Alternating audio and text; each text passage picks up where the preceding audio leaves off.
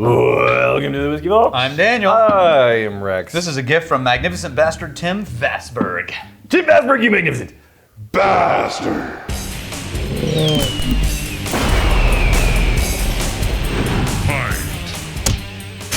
I've heard of the early times. Yeah, well, you know why? Because it's early times. When it's Suntory times, make it an early times. Because you've heard of this. Ah, there you go. Yeah. Yeah. This is not that. How do they compare? How's it different? This is the early times bottled in bond bourbon. Okay, so what happened is Early Times is a brand that dates back To the early times. to the early days. Am I right? It is, yes. All right. That is technically an accurate statement. And it effectively... Wait, I'm just pulling off the plastic.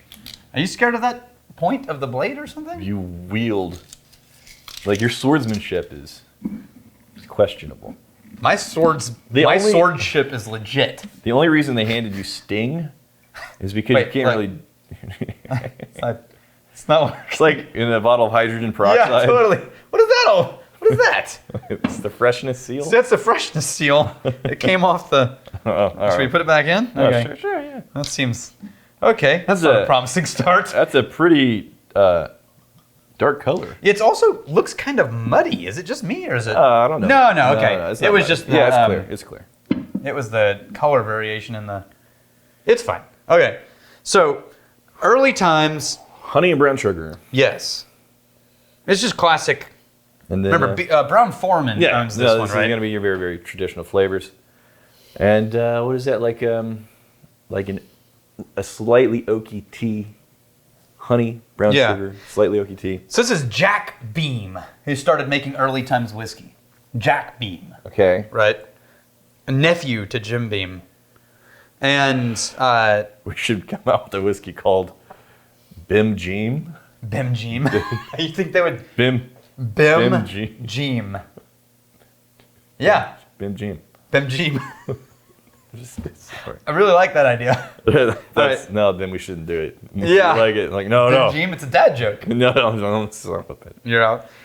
No, anyway, the brand went out after early 1900s. Yeah. After his death. This is an oily And character then that nose.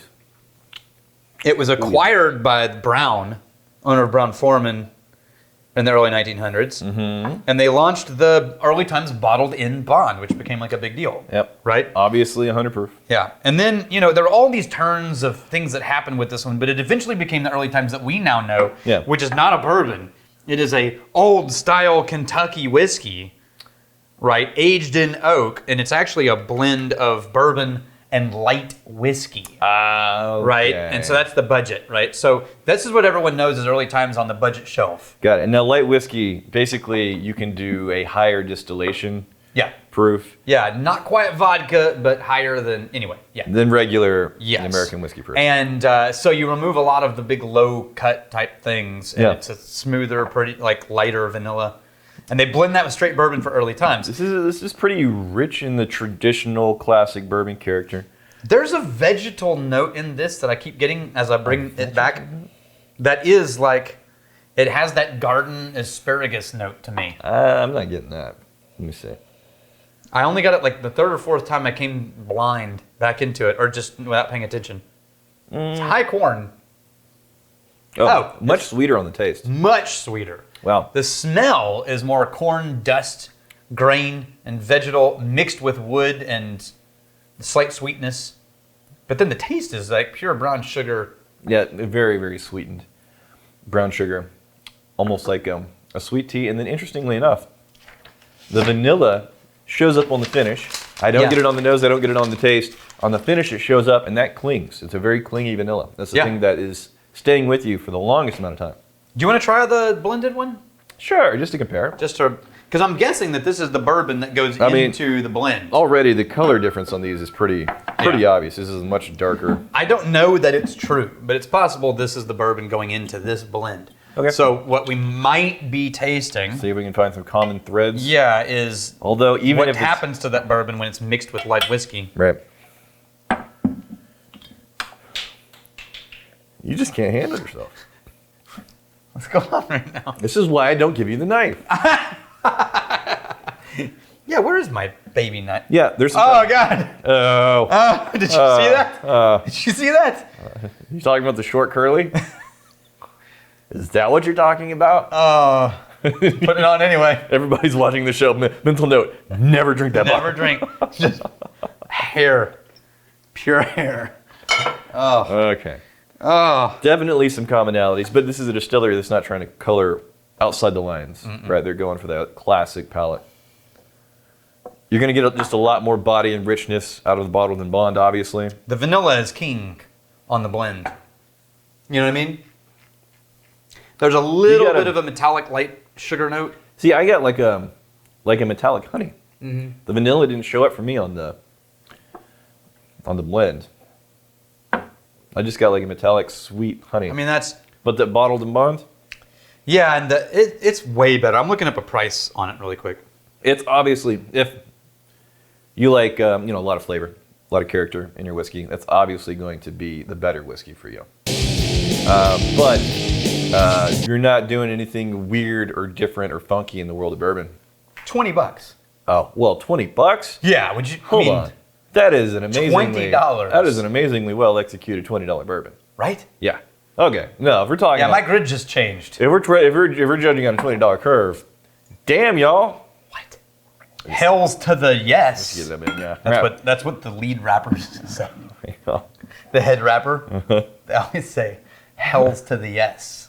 Uh-huh. Yeah. The rep supervisor. And then they finish it with, what? That's how they do that. The rep supervisor Yeah. says, what? What? I say, sir, what? You know what? For $20, there's actually a lot going on inside of this bottle. Oh, yeah. There's a lot of layers. There's a lot of notes. They're not, game-changing, trend-setting, pioneering things in whiskey, but I don't think they're trying to be. I think they're just trying to throw it right over home plate, and with the hell of a good value, $20 damn dollars. Yeah. Yeah, Now, that's standing up against, all the other budget. Jim Beam White and Budget Elijah and... the ethanol note is... Or not Elijah. The alcohol layer is a little bit more present than I would like it to be. Yeah. It's pretty dingy. It dings you. It does. A little I was ding-a-ling thinking there. Evan Williams, the Budget Evan Williams. Does some ding-a-ling. But you can't really complain with the ding-a-ling. It's a $20 ding-a-ling. Ding-a-ling. That's a $20 ding-a-ling, right? I dare you to go find a ding-a-ling for less than $20. Google it. Aaron C. So Whistlepig sources from like 4 different distilleries. Yeah. I have WP10 SP. That's Whistlepig 10, and that's the SP. I guess, I don't know. What is this SP? I don't know. It was single spunky specials farms. Pile. Anyway, it's from evidently Hiram Walker. With a 16-year age. Oh. Oh. Interesting. Now that's, there's more to comment. Yeah. That's an interesting age statement because in the world of like American whiskeys, once you start creeping into the teens, a lot of distilleries are going to start dealing with an overly oaked problem. So remember Jeff Sylvester? It's not, it's not definitive. It's not 100% of the time. There's ways around it, but 16, damn. You know Jeff Sylvester, Jeff and Trish? Uh-huh. Canada? Yeah. Right? Yeah. He just texted me last night. Yeah. Hey, look what I'm drinking out of red Solo cups right now in my office. It's a Canadian club. Well, hold on a second.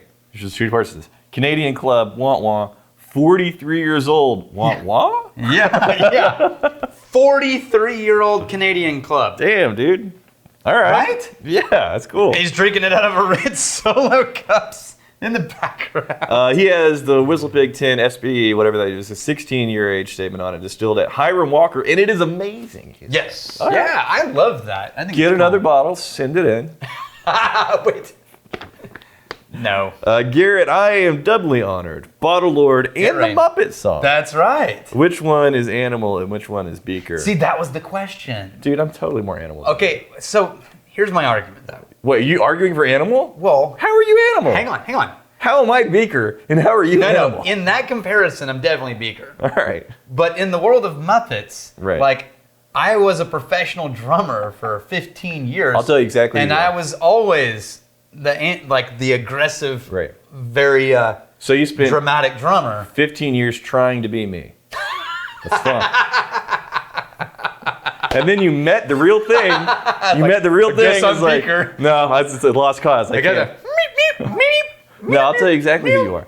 You know the old the old man movie critics? Yeah. Oh, they're The old who are man, they? The two They're- movie critics. Yes, I know their name because I've used them before. Yeah. Old men Muppet movie critics. They are. Damn it! This is right on the tip. Statler and Waldorf. Yeah. So which one are you? 100%. Are you? It's not. Are you Animal or Beaker? Are you Statler or are you? I think I'm Waldorf? Statler and Waldorf. Yeah. Look at me. They're both bald. I'm definitely Waldorf. Yeah. Statler. I'm Statler. You're gonna have to show the people there. Yeah, wait, I gotta pull it up on Google. Send it to Dan. All right, there you go. Dan. Damn good whiskey, grading on that $20 curve. Yes. Here's to fighting, stealing, and drinking. If you fight. Oh, wait. Dry week is this Friday, starting at noon, November 13th, going all the way through noon, November 20th on Friday.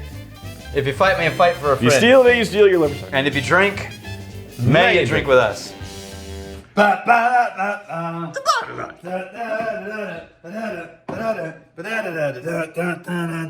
Tim Adams, the Bottle Lord.